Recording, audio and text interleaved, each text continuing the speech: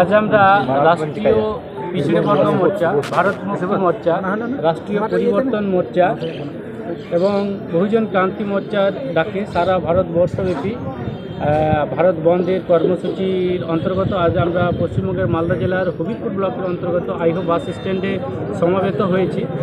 আজকের এই ভারত বন্ধের পিছনে তিনটি বিশেষ মুদ্রা রয়েছে, বিষয় রয়েছে। সেই বিষয়গুলি হলো, এক নম্বরে বিগত 17ই ডিসেম্বর 2024 ভারতের সংসদের উচ্চকক্ষে অর্থাৎ রাজ্যসভায় ভারতের স্বরাষ্ট্রমন্ত্রী অমিত শাহ দ্বারা বাবা সাহেব আম্বেদকরকে যে অভদ্র এবং কুরুচিপূর্ণ মন্তব্য করার প্রতিবাদে আজকে আমাদের এই ভারত বন্ধ এক নম্বর। দ্বিতীয় নম্বর হচ্ছে জাতিভিত্তিক জনগণনা অবিলম্বে করতে হবে, কারণ বিগত 1931 সালের সেই ইংরেজের আমল থেকে যে সোশিও ইকোনমিক অ্যান্ড এডুকেশনাল ভিত্তিতে যে সেন্সাসটা হয়েছিল, এর পরবর্তী কিন্তু আর সেন্সাস হয়নি। যেগুলো সেন্সাস হয়েছে সেগুলো শুধু কুকুর, বেড়াল, ছাগল, ঘোড়া ইত্যাদিকে শুধু গণনা করা হয়, কিন্তু সোশিও ইকোনমিক্যাল কন্ডিশনের ভিত্তিতে ভারতবর্ষের যে সেন্সাস, সেই সেন্সাসটা আজ অবধি হয়নি।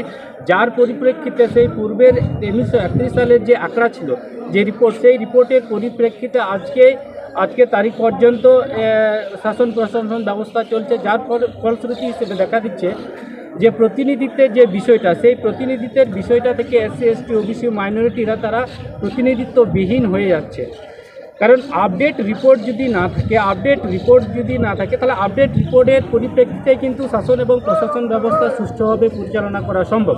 কিন্তু এই আপডেট সোশিও ইকোনমিক্যাল কন্ডিশনের ভিত্তিতে এই আপডেশন রিপোর্ট না থাকার পরিপ্রেক্ষিতে শাসন প্রশাসনের প্রতিনিধিত্বের যে বিষয়টা, সেই বিষয়টা আমাদের যারা এসসি, এসটি, ওবিসি, মাইনরিটি রয়েছে তারা বঞ্চিত বরাবর 1931 সালের পরবর্তী সময় থেকে তারা বরাবর বঞ্চিত হয়ে এসছে।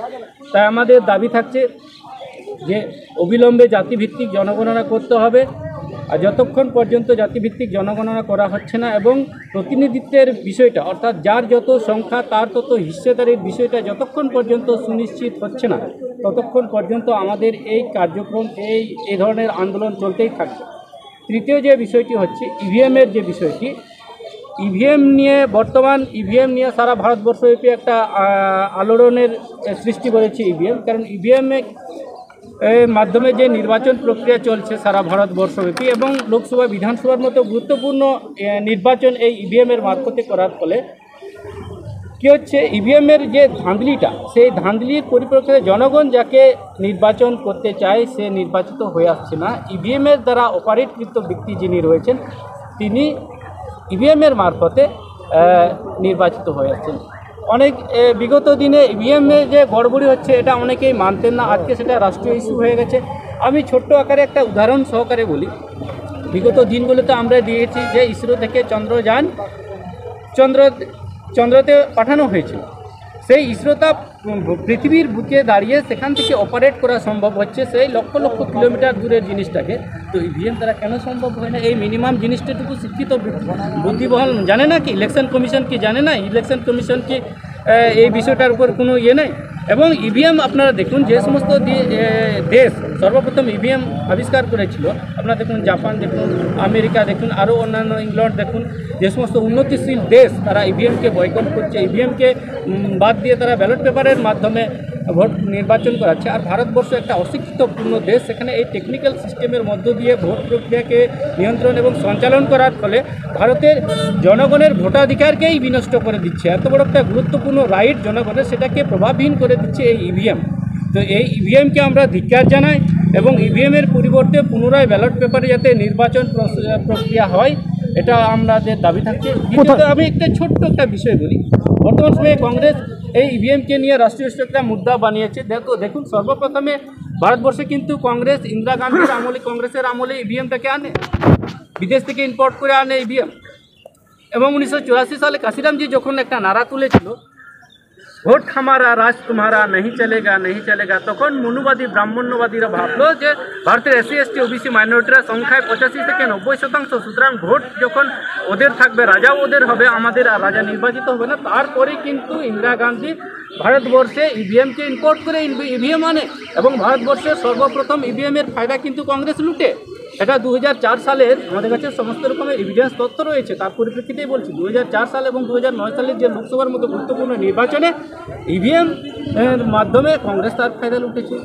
এরপরে যখন কংগ্রেসের সেই কারচুপিটা বিজেপিরা ধরে ফেলে সুপ্রিম কোর্টে সুব্রমণিয়াম স্বামীনারায়ণ সুপ্রিম কোর্টে যে কেস করে, তার পরিপ্রেক্ষিতে 2013 সালের 8ই অক্টোবর সুপ্রিম কোর্ট রায় দিয়েছিল যে শুধুমাত্র ইলেকশনের নির্বাচন প্রক্রিয়া ইভিএমের দ্বারা ফ্রি, ফেয়ার অ্যান্ড ট্রান্সপারেন্ট হয় না। শুধুমাত্র নির্বাচন ইভিএমের দ্বারা ফ্রি, ফেয়ার অ্যান্ড ট্রান্সপারেন্ট নির্বাচন করা সম্ভব নয়। এটা সুপ্রিম কোর্টের রায় রয়েছে। সুপ্রিম কোর্টের রায় থাকা সত্ত্বেও ইলেকশন কমিশন বোবা বেয়ারার ভূমিকা পালন করছে এবং তার ইচ্ছে মতো ইভিএমের মারফতে এই নির্বাচন প্রক্রিয়াটা সম্পূর্ণ করাচ্ছে। এটা আমরা সম্পূর্ণ ধিক্কার জানাই এবং আমরা আজকের এই বন্ধ প্রোগ্রামের মধ্য দিয়ে আমরা ইলেকশন কমিশনকে বলতে চাই, আজকে আপনার যে কনস্টিটিউশনাল রাইট রয়েছে সেই কনস্টিটিউশনাল রাইটকে আপনি যেভাবে অপব্যবহার করে এই গণতান্ত্রিক সিস্টেমকে সম্পূর্ণরূপে ধ্বংস করার যে প্রক্রিয়া চালাচ্ছেন, এটা জনগণ কখনো দীর্ঘদিন মেনে নিতে পারে না। এখন আপনাদের মনুবাদীদের সময় চলছে, এখন যা ইচ্ছা তাই করছেন, করুন। আগামী দিনে আমাদের একদিন না একদিন সত্তা জরুর আসবে। सत्ता एक दिन ना एक दिन जरूर आएगा। उस दिन हम उस ईवीएम वाला अभी जो नियंत्रण कर रहे हैं, संचालित कर रहा है इलेक्शन कमीशन, उसको हम देख लेंगे, उसका विचार हम करेंगे। কোথায় এখন কি করছেন? এখন আমরা ভারত বন্ধের অন্তর্গত মালদা জেলার হবিপুর ব্লকের অন্তর্গত বুলবুল আইহো বাস স্ট্যান্ডে আমরা এখন সমাবেত হয়েছে এই ভারত বন্ধের সমর্থনে। কতক্ষণ চলবে? আজকে আমাদের যে বন্ধ প্রোগ্রাম সেটা যেটা নির্ধারিত এবং ঘোষিত প্রোগ্রাম, সেটা 12 ঘন্টার বন্ধ প্রোগ্রাম।